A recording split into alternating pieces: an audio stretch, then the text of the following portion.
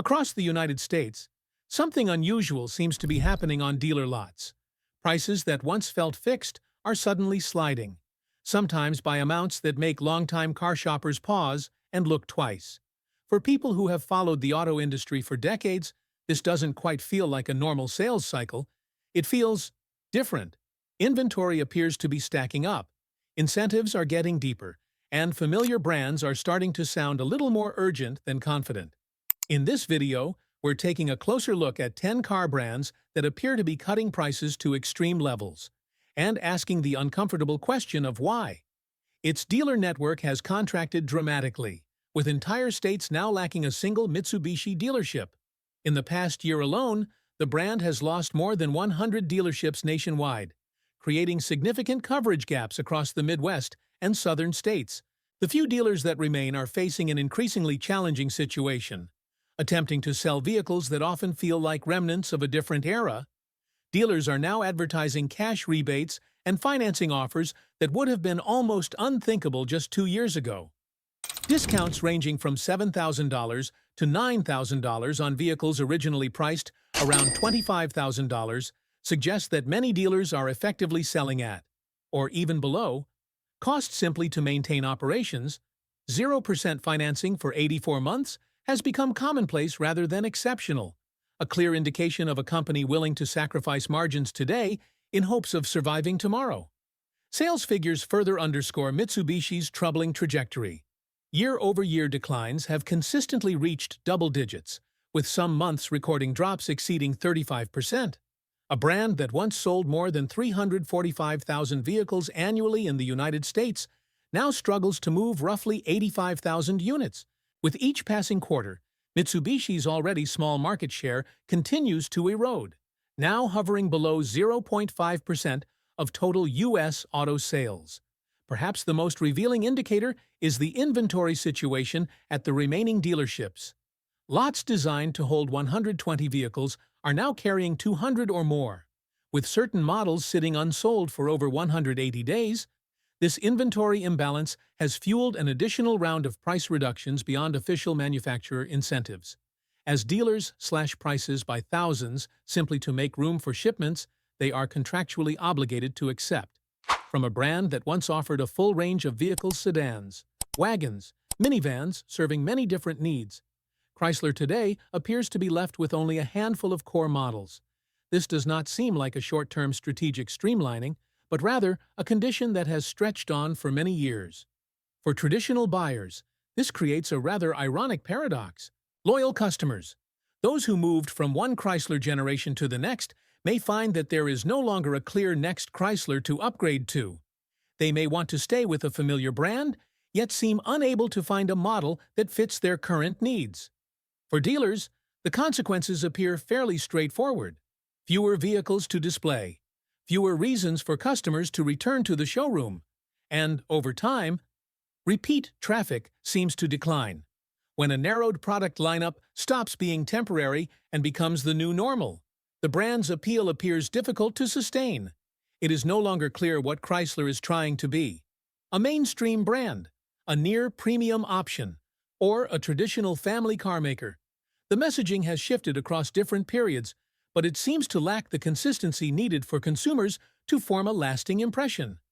Meanwhile, the U.S. market tends to be very direct about brand identity. When people think of Ford, Chevrolet, or Jeep, most buyers immediately picture something specific. With Chrysler, the reaction often feels like a brief pause, not exactly negative, but not strong enough to spark excitement either. Within a multi-brand ecosystem, Chrysler no longer seems to sit at the center of the strategy. Resources, attention, and investment appear to be directed toward brands with higher margins or stronger market identities. The indirect signs are relatively easy to notice: extended product refresh cycles, limited marketing activity, and Chrysler rarely appearing as a key pillar in publicly discussed long-term plans. The chain reaction is predictable: aging products, declining appeal, and dealers falling back on the most familiar tool to compensate: price. Attractive pricing shows up more frequently, but it is hard to say these deals stem from exceptional competitiveness or outstanding production efficiency. They seem more reflective of softer demand than of real market strength. At the dealership level, this behavior is understandable. Deep incentives, bundled warranties, and maintenance packages are offered to create reassurance for hesitant buyers. Vehicles are sold more as short-term transactions to keep cash flowing, rather than as long-term relationships built on brand loyalty. Mazda appears to have moved away from the good value image that once defined its reputation. The emphasis on affordability and practicality seems reduced, making room for ideas like refined design, driving feel, and more upscale interiors. On paper, this looks like a reasonable evolution. However, this new positioning seems to lack a truly solid anchor. Mazda no longer competes directly on price with Toyota or Honda, yet it does not appear distinct enough to stand alongside premium brands in the public mindset. Its marketing messages feel more aspirational than reflective of how consumers actually perceive its place in the market. As a result, longtime buyers may feel that Mazda is no longer the Mazda it used to be. New buyers, meanwhile, may hesitate, unsure why they should choose Mazda over a familiar mainstream brand or instead step fully into a higher segment. Alongside this runs a quieter but notable pattern. The customer base seems to be getting older. Plus, the brand does not appear to have formed a strong enough emotional connection with younger generations. It does not feel like a symbol or an aspirational choice, relying instead on familiarity among existing customers. This creates a break in passing the brand from one generation to the next. In the short term, sales may remain relatively stable, but over a 10 to 15-year horizon, the risk of decline seems difficult to avoid without a truly convincing new growth driver. What do you think about this perspective? Let us know your thoughts in the comments below. Jaguar once represented a distinctly British sense of luxury, never overly flashy, yet immediately recognizable. Recently, however, the brand appears to be signaling a very rapid and very strong shift in its future direction. The way this message has been communicated, though, seems inconsistent. Current models sit in an in-between state. They no longer strongly emphasize the traditional values that built the brand's reputation, but they also do not yet feel convincing enough to be viewed as a leading premium electric brand. As Jaguar's presence on American roads becomes increasingly rare, its brand effect seems to weaken as well. Fewer sightings lead to fewer thoughts, and when fewer people think about Jaguar, placing it on a purchase consideration list becomes less common. Prolonged low sales appear to create an uncomfortable cycle. Dealers struggle to sustain operations, resources for product and service improvements may be constrained, and the brand image grows even more faded. In this context, Jaguar can feel like it is standing on the sidelines rather than actively competing. For buyers who have lived through multiple market cycles, low pricing is often not viewed purely as a benefit. It tends to raise quiet questions about future retained value. Short-term appeal, in many cases, does not fully offset long-term concerns about ownership costs and brand stability. Jaguar seems to be using price to maintain attention, rather than clarity of vision and product direction. This approach, intentionally or not, reinforces the perception that the brand is trying to buy time, waiting for a turning point that has yet to take a clear shape. Jaguar once succeeded not just because of its cars, but because of the feeling of owning something refined, distinctive, and unconcerned with following the crowd. Today, the brand message feels abstract and hard to grasp, especially for older buyers, those who prefer to clearly understand what they are buying and why. Much like several other brands mentioned above, one of Nissan's most noticeable issues appears to be prolonged inventory buildup. When vehicles sit at dealerships in high numbers for extended periods, it often reflects a mismatch between product offerings and real demand. Many Nissan models no longer seem to generate organic excitement, forcing dealers to hold inventory longer than desired. Alongside this comes a weakening of resale value, a sensitive point for anyone who has purchased multiple vehicles over a lifetime. Nissan is increasingly associated with the idea of being easy to buy, but not particularly favorable to sell later. When a vehicle depreciates faster than average, the advantage of an attractive initial price seems to fade over time. For many buyers, a car is not just transportation, but a long-term usage investment. When resale value feels unstable, Caution tends to appear almost immediately. New buyers hesitate more, while existing owners begin to consider other options. This may not be mere market fluctuation, but a sign of quietly eroding trust. From another angle, Nissan's current product direction also appears to lack a clear focal point. The brand is present across many segments, yet rarely offers a compelling reason for buyers to choose Nissan over other familiar competitors. The vehicles feel adequate, but not particularly capable of creating emotional attachment. This means Nissan no longer feels like the default choice. Without an emotional connection, switching to another brand becomes easier, especially when considering the next purchase. Inconsistent direction makes it difficult for Nissan to rebuild a durable and easily recognizable image. In the memories of many older Americans, Buick was once a brand that felt very right.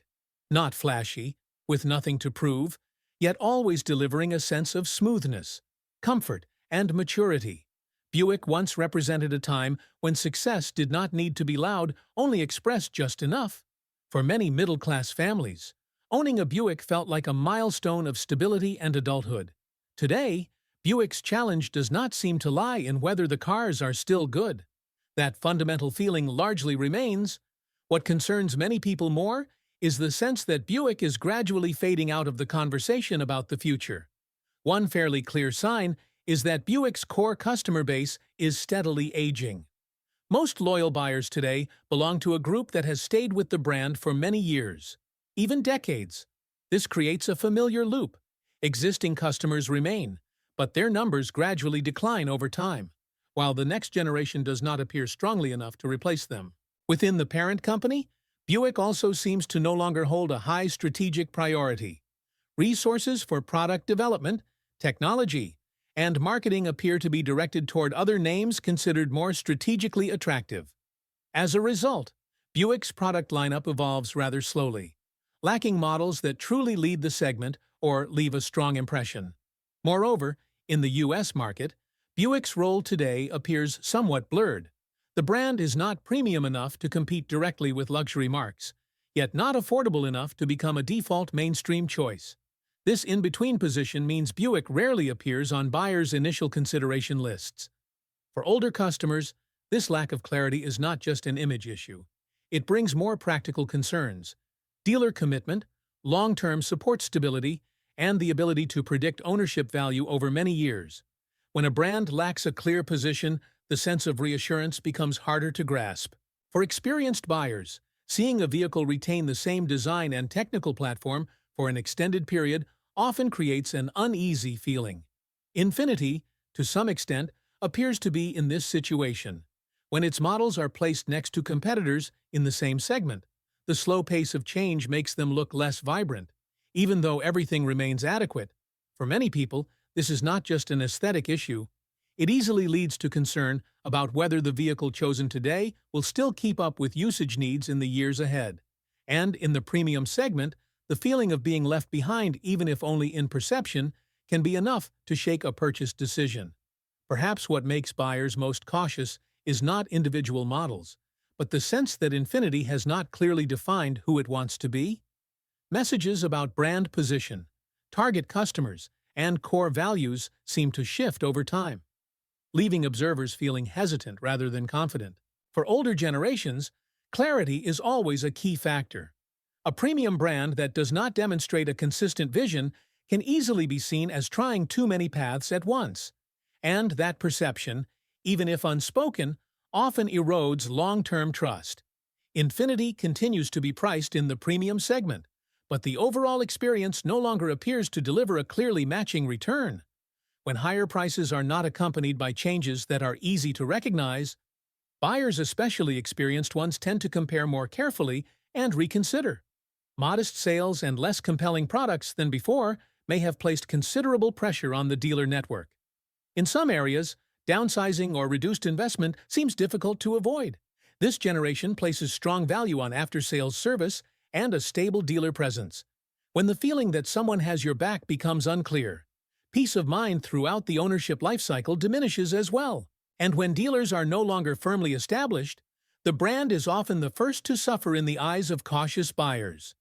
There was a time when Mini felt like a clear personal statement on wheels, compact, agile, and never trying to please the masses. For many older Americans, Mini evokes memories of a period when a car was not just about getting from point A to point B, but also about expressing who you were. The issue today does not seem to be that Mini has lost its character. That character is still there.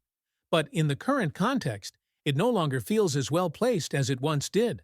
And for a generation that has lived through many cycles of the American auto market, this feeling is not unfamiliar.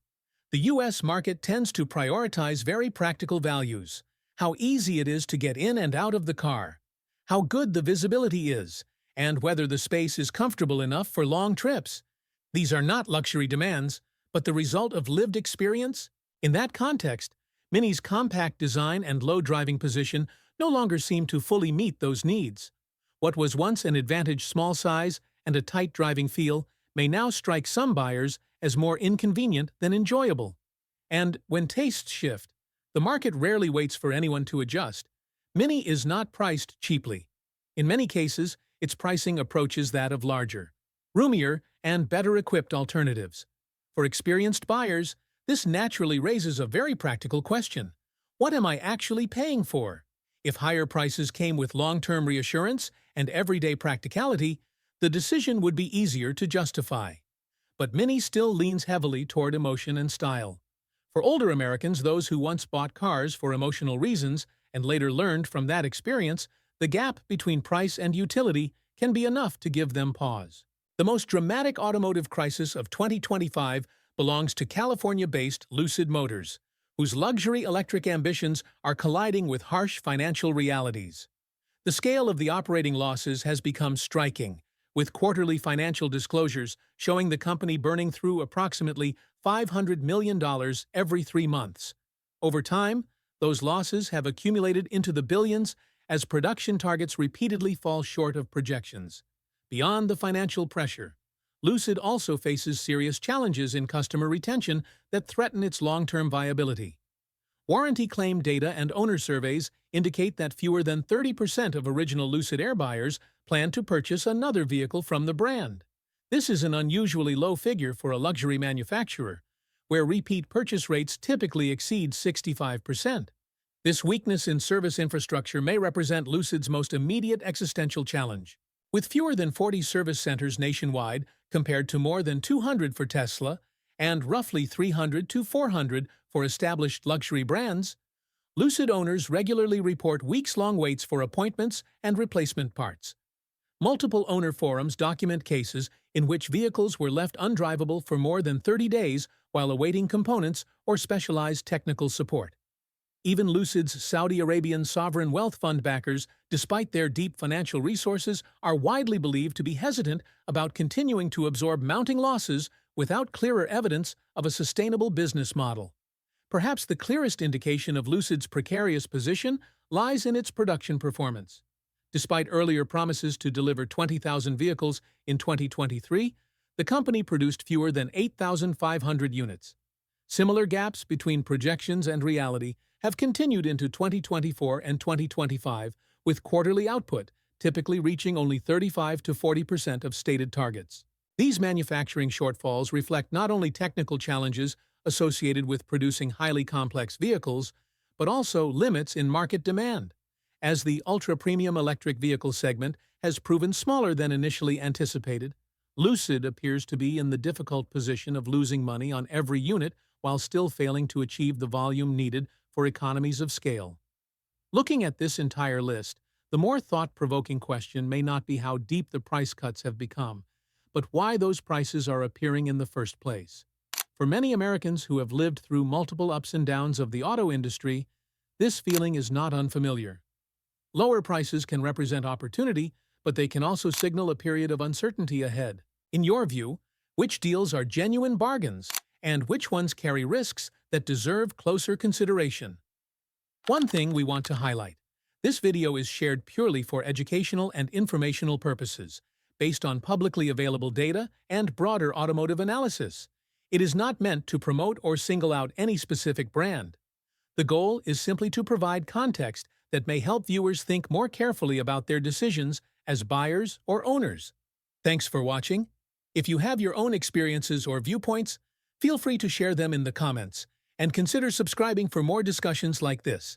Thanks for watching, and we'll see you in the next video.